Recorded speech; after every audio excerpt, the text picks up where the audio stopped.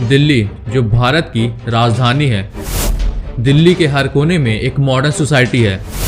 लेकिन वहीं दूसरी तरफ दिल्ली में कुछ ऐसे प्लेसेस भी हैं जिनके बारे में लोग बात करने से भी डरते हैं। सुल्तानपुर में एक ऐसी ही जगह है, एक हॉन्टेड स्कूल जो कि आज वीरान पड़ा है। एक समय पहले यहाँ बच्चों की हंसी गूंजा करती थी, लेकिन आज लोग उस जगह के बारे में बात करने से भी डरते हैं। वहाँ की अजीब घटनाओं ने सबको खौफ में डाल दिया है। विवेक एक 10 साल का लड़का जो अपने माता पिता और एक बड़ी बहन के साथ दिल्ली में ही रहता था। उनके पिता रवि शुक्ला जो कि एजुकेशन को बहुत इंपॉर्टेंस दिया करते थे, उन्होंने अपने परिवार के भविष्य को देखते हुए एक स्कूल बनवाया और उस स्कूल का एजुकेशन लेवल काफ़ी हाई था। वहाँ के बच्चे बहुत जल्दी आगे बढ़ने लगे और टॉप करने लगे और जल्दी वो स्कूल दिल्ली के मोस्ट पॉपुलर स्कूल्स के लिस्ट में आ गया। उन्होंने अपना घर स्कूल के ठीक पीछे बनवाया था और ये घर स्कूल के पुराने स्टाफ क्वार्टर के ज़मीन पर बनाया गया था, जिसे तोड़कर उन्होंने एक नया घर बनवाया था। स्टार्टिंग में सब कुछ नॉर्मल था। विवेक को स्कूल के अंदर खेलना बहुत पसंद था, खास करके शाम को जब सारे बच्चे अपने घर चले जाया करते थे। लेकिन जल्द ही कुछ अजीब घटनाएं होना शुरू हो चुकी थी। एक शाम जब विवेक स्कूल के मैदान में खेल रहा था, उसे लगा कि उसे पीछे से कोई धक्का दे रहा है और वो अचानक जमीन पर गिर जाता है। लेकिन जब वो पीछे मुड़कर देखता है तो वहाँ कोई भी नहीं था। पहले तो विवेक ने सोचा कि शायद ये उसका कोई भ्रम होगा, लेकिन अगले ही पल मैदान में खड़ी एक पुरानी इमारत में उसे कुछ अजीब दिखाई दिया। उस इमारत की खिड़की से कोई चीज़ झांक रही थी जो विवेक को काफ़ी डरा रही थी।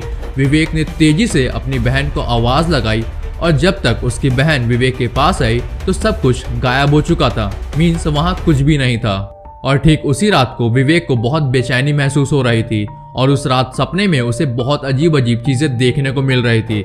लाइक वो एक अंधेरे गलियारे में भाग रहा था और कोई भारी भरकम चीज़ उसे पकड़ने की कोशिश कर रही थी। और ये सब कुछ पूरे 1 से 2 हफ्ते तक चलता रहा। रोज़ विवेक को अजीब अजीब सपने आने लगे और एक रात तो बहुत गलती हो गया।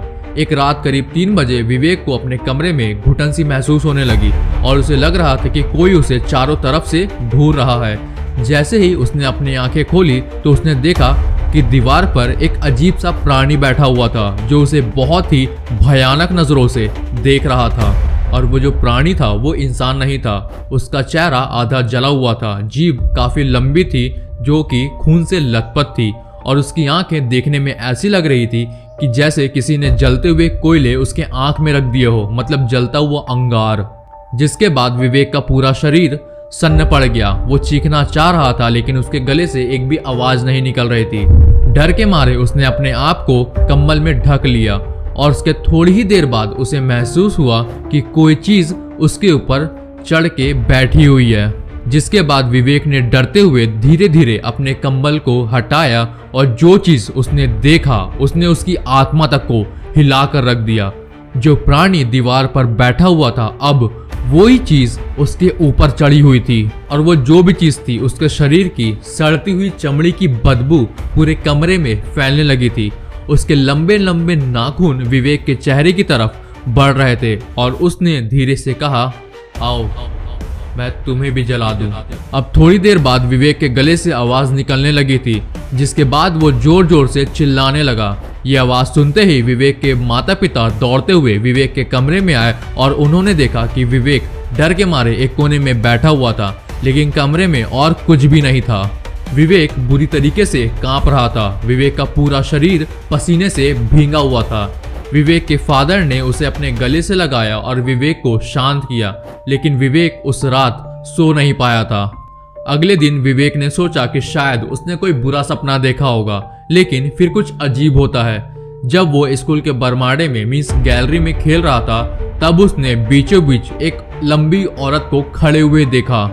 उस औरत के बाल उसकी कमर तक थे और उसका चेहरा तक नहीं दिख रहा था। विवेक को पहले तो लगा कि शायद ये कोई टीचर होंगी। जैसे ही विवेक उस औरत के पास बढ़ता है और वो जो देखता है उसकी रूह कांप जाती है। उस औरत का चेहरा पूरा उल्टा था। उसकी आंखें बाहर निकली हुई थी, उसके होंठ एकदम कटे फटे थे और उसके होंठ से खून टपक रहा था।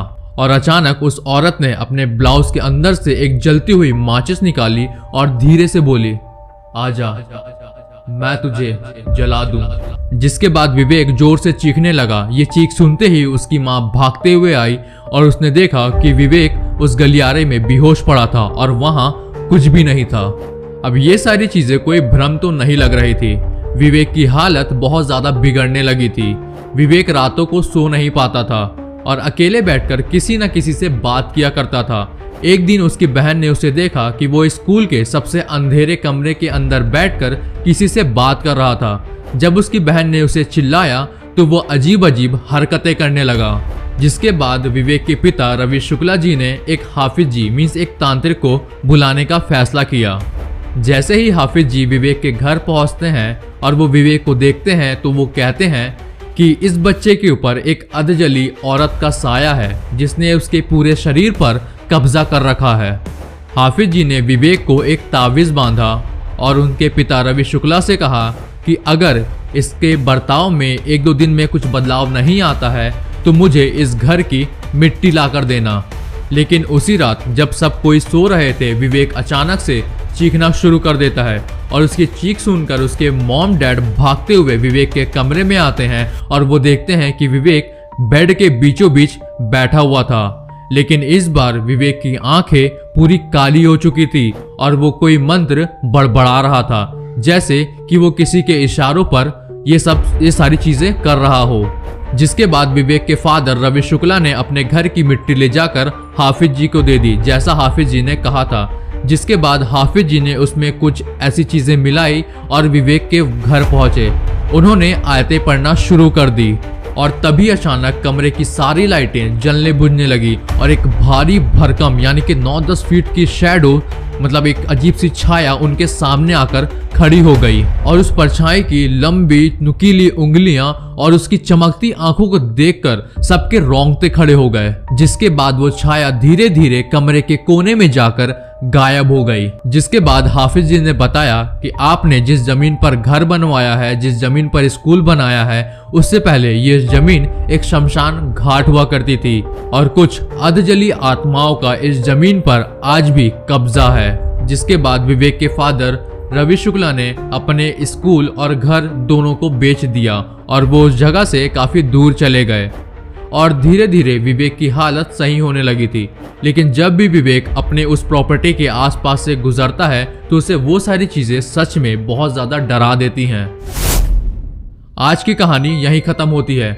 अगर आज की कहानी आपको पसंद आई हो तो इस वीडियो को लाइक जरूर कीजिएगा और चैनल को सब्सक्राइब कर दीजिए ताकि आने वाली कोई भी नई वीडियो को आप मिस ना कर सकें। आप लोगों से अगली वीडियो में फिर मुलाकात होगी एक और डार्क स्टोरी के साथ। जब तक के लिए अपना ख्याल रखें और ऐसे अंधेरे कोनों से बचकर रहिए।